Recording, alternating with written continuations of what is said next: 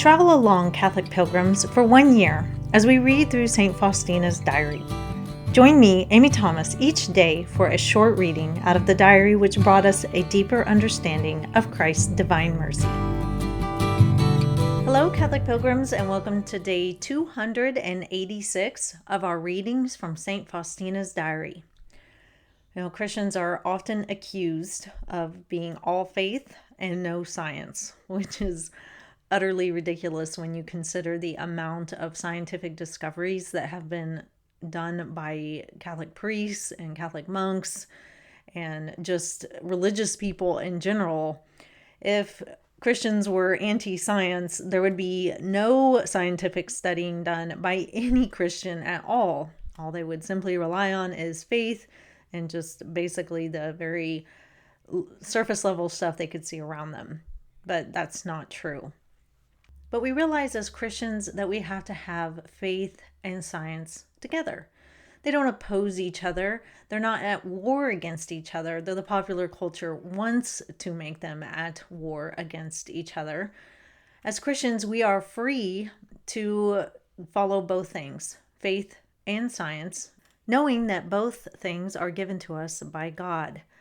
Christ today is going to talk to Sister Faustina about the reality of him being fully present in the Eucharist and how that does take faith because the host, the elements that are used, bread and wine, retain their appearances, but the substance has changed. Though our eyes cannot see it, we rely on our faith to believe in what Christ has told us.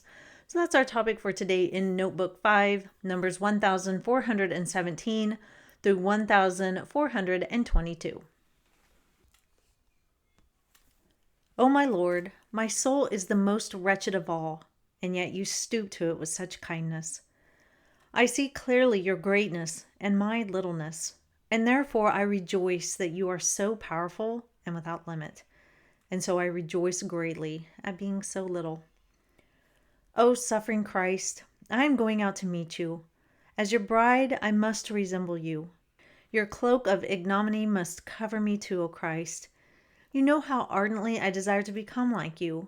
Grant that your entire passion may be my lot. May all your sorrow be poured into my heart. I trust that you will complete this in me in the way you deem most fitting. Today there was nocturnal adoration. I could not take part in it because of my poor health. But before I fell asleep, I united myself with the sisters who were at adoration. Between 4 and 5 o'clock, I was suddenly awakened, and I heard a voice telling me to join those who were adoring at that time. I understood that there was among them a soul who was praying for me. When I steeped myself in prayer, I was transported in spirit to the chapel where I saw the Lord Jesus exposed in the monstrance. In place of the monstrance, I saw the glorious face of the Lord, and he said to me, "What you see in reality, these souls see through faith. Oh, how pleasing to me is their great faith. You see, although there appears to be no trace of life in me, in reality it is present in its fullness in each and every host. But for me to be able to act upon a soul, the soul must have faith. Oh, how pleasing to me is living faith." Those taking part in adoration at that time were Mother Superior and a few other sisters, but I recognized that it was Mother Superior's prayer which had moved heaven, and I rejoiced that there are souls so pleasing to God. When, during recreation the next day, I asked which sisters had been at adoration between 4 and 5 o'clock, one of the sisters cried out, "Why do you ask, sister? Perhaps you had some revelation?" I fell silent and said no more. Although I was asked by Mother Superior, I could not answer because it was not a suitable moment.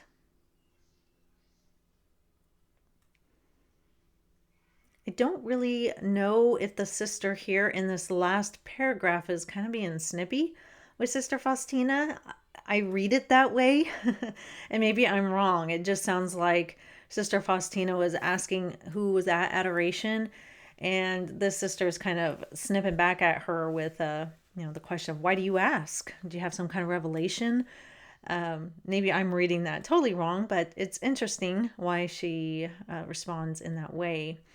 But what I wanted to talk about was faith versus science. You know, everywhere we turn in our culture today, everything is about science, science, science. Science deniers, no, follow the science, listen to the science.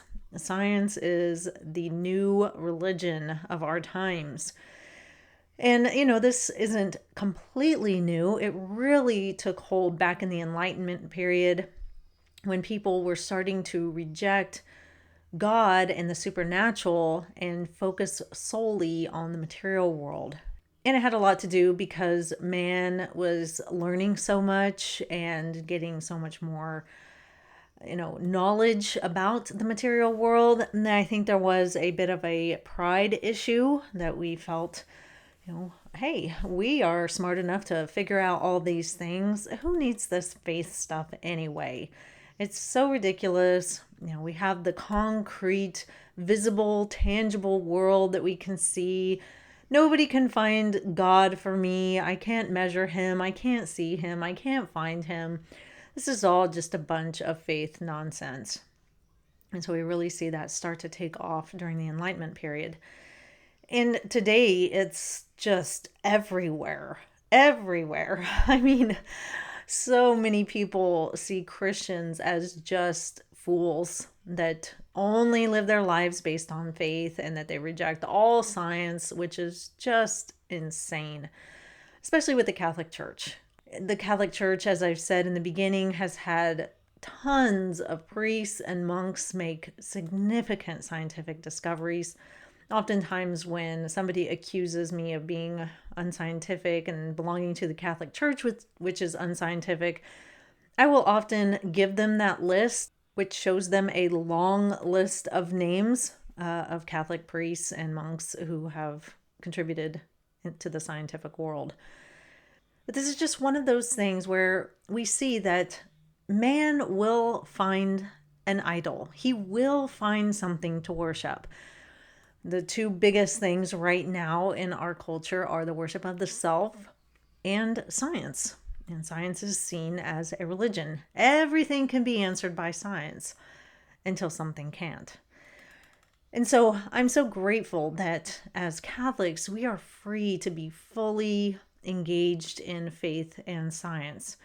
St. John Paul II once said, "Faith and reason are like two wings on which the human spirit rises to the contemplation of truth. And God has placed in the human heart a desire to know the truth, in a word, to know himself, so that by knowing and loving God, men and women may also come to the fullness of truth about themselves." So we are able to have those two wings. And we understand that science is a tool. Science is a tool given to us by God to discover and try to understand the material world, but science is limited. There are just certain things that it cannot explain and cannot study. And those things come in the supernatural realm. And so we have faith. We rely on faith for those things.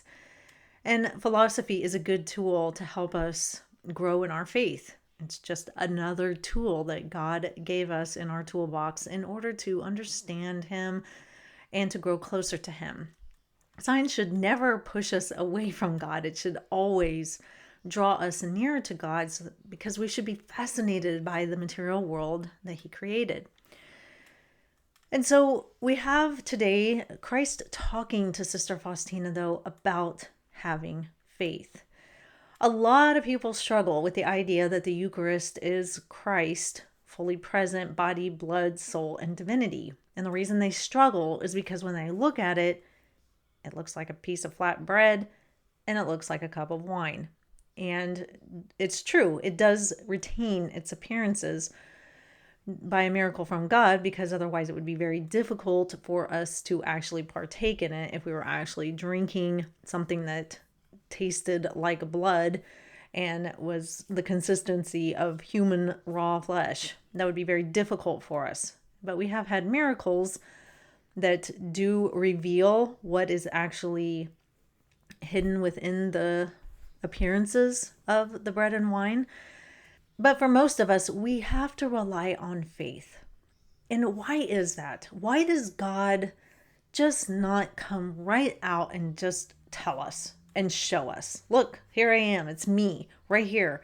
You can see it. Or, many an atheist have said, if God is real, why didn't he just come right here and show me and I'll believe in him?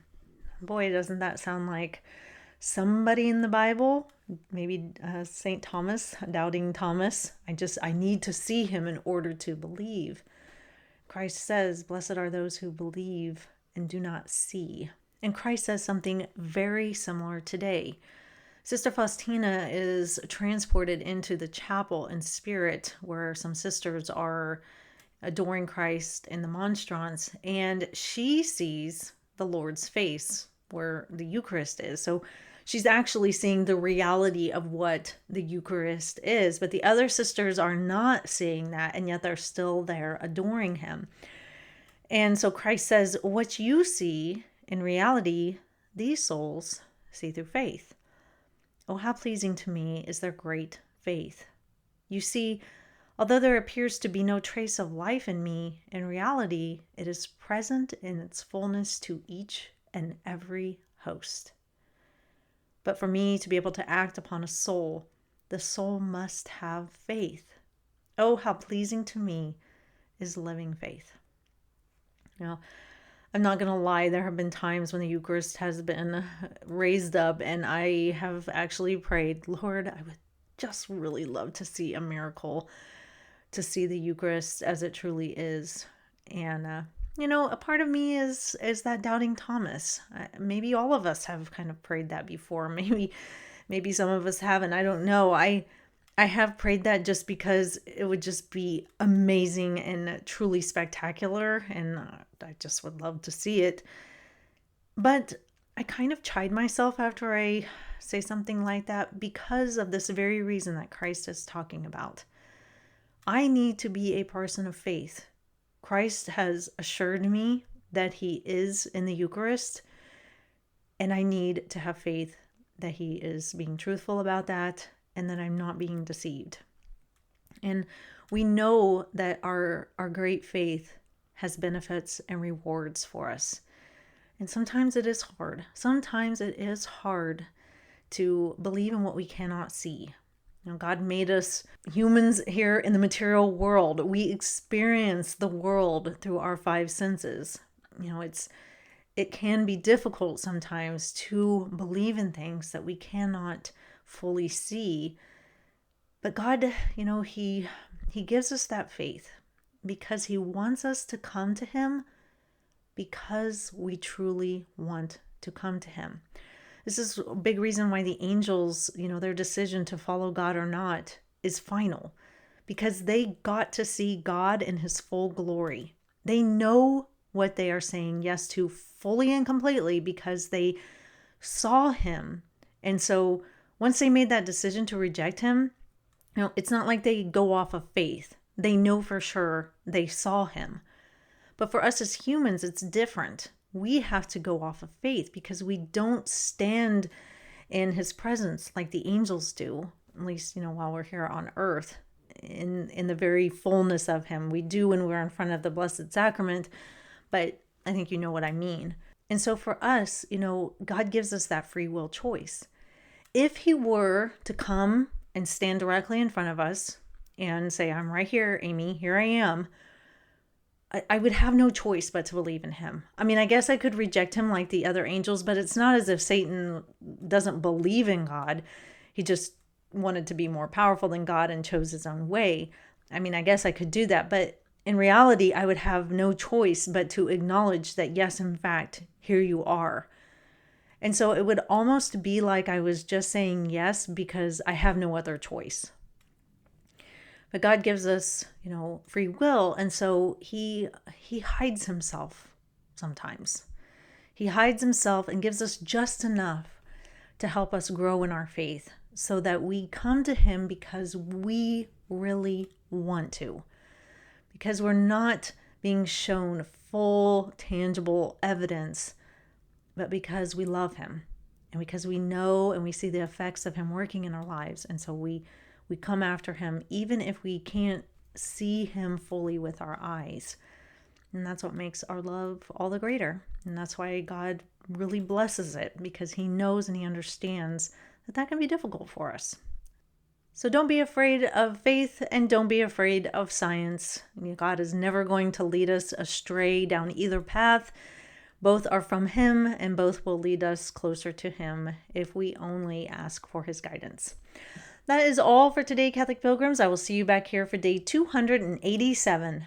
And until then, live the faith boldly and travel well.